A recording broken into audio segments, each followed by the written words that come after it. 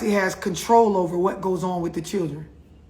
The mom, maybe it was a situation where trying to have the welfare all in his business and whatever for that little bit of check. So that's what I thought. I also want to point something out to Love. Not yet. Okay. No, that was Linwood that said not yet. I didn't say anything, baby. Oh, I apologize. So my because when she went over to his house when she was walking through the door, and I feel like that's the reason why she even gave him the information regarding dating, because she was flirting, but she wasn't trying to give up, like go on a date. But when she said to him, like, you're a pretty smart guy, based upon the conversation that he had with her boss. She was like, so why are you just a garbage truck driver? And then he said something about playing broke, or when you live like this or something. He said he didn't want to be too successful, because when you successful, people hate on you, I think. That kind of like also like stood out to me, because it's like, to me, it's like you're limiting yourself based upon to me, it was like you didn't want to do much with yourself just because of not wanting to give out too. And it could have possibly been because he was already on child support. I don't know what the case was, but that definitely stood out to me. I was just about to say, Renee, remember the moment that they had in the kitchen when he found out they did take more from his check, and his whole demeanor had been changed, and he went home taking it out on everybody. Matter of fact, he backed up into the man's car when he was leaving work. Then he went home when she was in the kitchen making dinner. He got the slamming shit. He was like, what the fuck? What's the purpose of working all of this, these hours, and all they gonna do is just take. Somebody offered context, and I want to hear from somebody that hasn't spoke up yet. Somebody please offer context in the direction that they believe I'm going with the conversation. Who has control over the children based on understanding what the welfare system made clear in this movie, based on understanding some of the scenes where you saw interactions with the children? The mother was going to talk to him, because he had threatened her that he was going to call the welfare people on her because she was working at a job and he knew she wasn't reporting. But at first, she didn't want to talk to him. Miss Shantae, I think I was about to agree when they were saying, I think where you going with this is the man had some type of say so, even raising them not being their dad.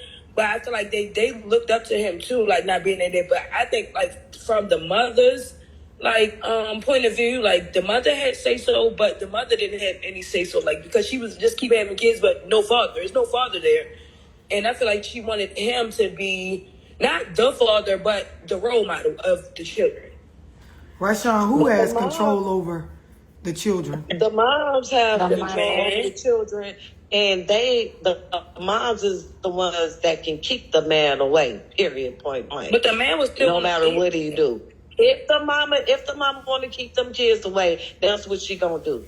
Unless he go to court and fight for his kids. I'm not talking about whether a mom is keeping the kids away from the father or not. All I'm saying is, from the time frame this movie is dated in to present day, I would like for somebody to speak real about who actually has control over what occurs with the child, and talk about from back then how the welfare system supports the answer to this and how it is supported even now.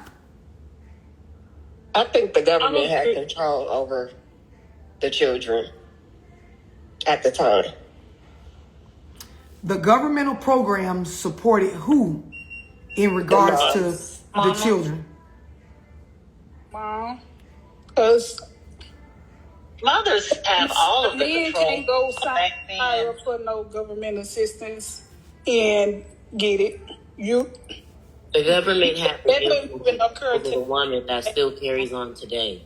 Thank you. The woman is influenced by back then, still feeling as if what the man contributes is the most important, or they don't need him.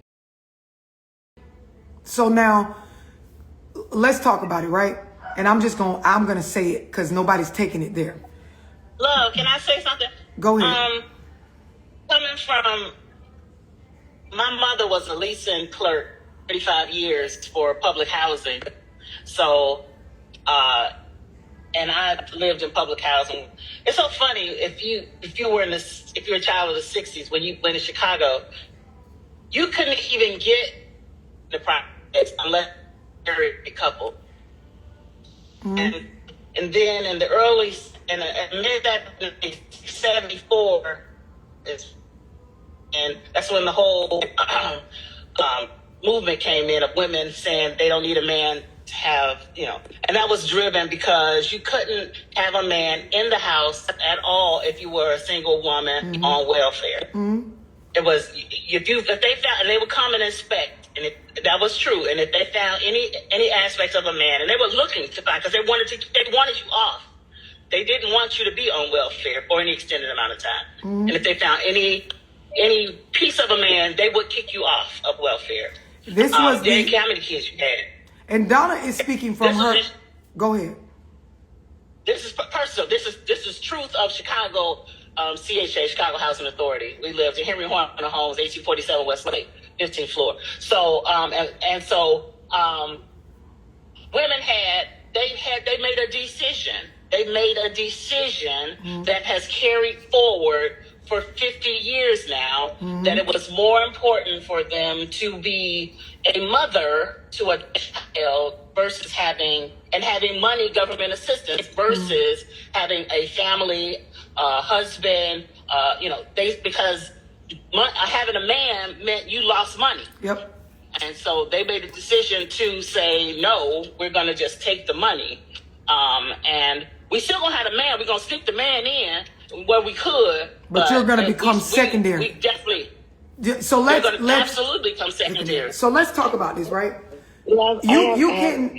So let's talk about this because I really want to get to the point that I'm driving to, right? And anybody that disagrees, I would like for you to speak up, and I would love to hear you debate the point.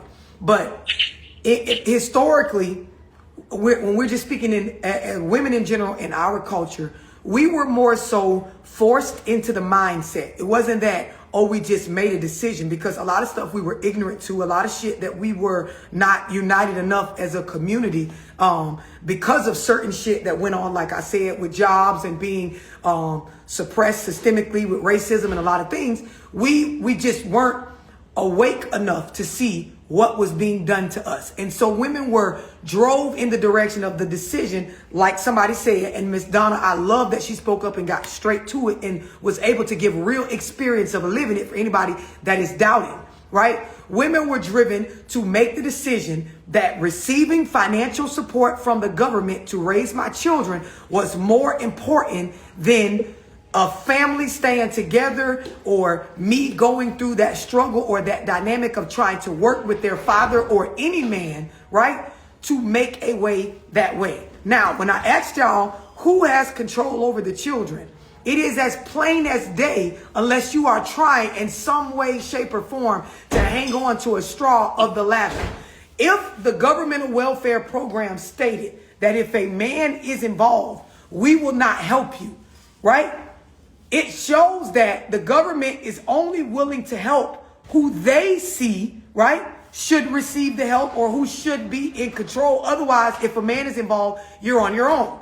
And so what this means is, even if you had a man that made a good amount of money to take care of everything, the minute that you guys went through any sort of hard times, what is the mindset that would come up? I'm going to answer the question so we don't go off left. The mindset that would come up is that if they're giving welfare to women consistently, right, as long as a man is not involved, if you are involved, we should consistently stay above water and not struggle. And so if we struggle and you are involved, I should then get rid of you and go get the consistent help, because the governmental programs are saying if you're involved, I shouldn't need any help. We should not struggle. Does everybody understand this? Just that part. Yes. Yes. And so if you fast forward to today, most family courts in whatever state you pick or you live in support the idea that the children are better off with the mother. Not because It just statistically shows up to be that way. Because when we look at the facts, most women raising children by themselves with no man in the household, the children are going through adverse childhood experiences, one after another, after another, after another. And a lot of what is the product turns out to be not good. We just don't like to say this. So even when you fast forward, the female is in control of what occurs with the children, starting from whether a child is even born or not. It takes two people to have sex and make a child, right? Fertilize the egg. But in order for a child to go through the process of being born, a woman makes that decision. When a child is born, similar to our fellow book club member, Frank, if I'm in a space where I don't give a damn if he's a good father or not, you rub me the wrong way, I have the ability to not have you there when the child is born, for you to not know what I put on the birth certificate, for you to not know what I filled out on any of the paperwork. I have the ability to have our child get vaccines or make medical decisions without you there. No one at the hospital is going to say, hold on, before she sign anything or consent to anything or do anything to this child, we should consult with his father. That shows that the power lies with who? One person answer me, please. The mother. Simply off of you, I come, Bernard, and he could rub me the wrong way the morning that I go into labor, and I can decide, you know what, Bernard? I don't give a fuck. Don't let Bernard in the hospital room while the baby is being born. I could do that. Doesn't mean it's right, but I have that control and power and ability. And so what a lot of us don't realize is we walk around in our communities and act like this is not true. Not only do I have the ability to say this, but I have the ability to then carry this all the way through to where Bernard won't see this child if I don't want him around me. If Bernard don't come correct to me, I can make it where he don't get involvement in this kid's life. If Bernard don't give me a certain amount of money, I can make it where it is a headache for him to even speak about his children. If Bernard cheated on me in a relationship, I can really start to raise and program my child to look at Bernard a certain way.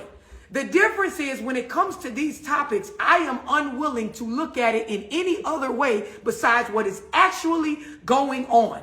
I am a mother, and I have the ability to do some of these same things, and I know that I can do it. It's just that my character is not that. So when I look at what is going on in our community, when you watch movies like Claudine, you realize certain things are in us today from the situations historically, like the movie. Does everybody understand this? Yeah, and example, and when he asked her, like, how you end up... Oh, go ahead. No, I was saying it's very much still going on. It is. And so when you look at fast forward to today, we have to start being honest with ourselves about what we're seeing. So when somebody mentioned before about him having other children, right? The idea is for the household that we watched in the movie or for any other household, if he didn't make enough, right, to tangibly take care of the household where they did not struggle, the mindset that was being programmed into women with children in all households was that that nigga is not valuable if y'all struggle at all. Because guess what? There are programs that will consistently show up with the money and the food stamps and the just the support, the resources consistently if you just get rid of this nigga. So men were always in a position where it is show up, prove, or nigga, you could be replaced. Women have never faced that. We've never faced where if as a mother, if you don't work or if you don't do this or if you don't do that, right, you are just expendable. We don't have that. And for me, it almost feel like you going up against the government as just one single man. You almost feel defeated because you know you can't compete with the government. And we have the mindset, I refuse to struggle with a man, or I can do bad by myself. You have this mindset because it was programmed into us. You have this mindset because you were given no tools on teamwork.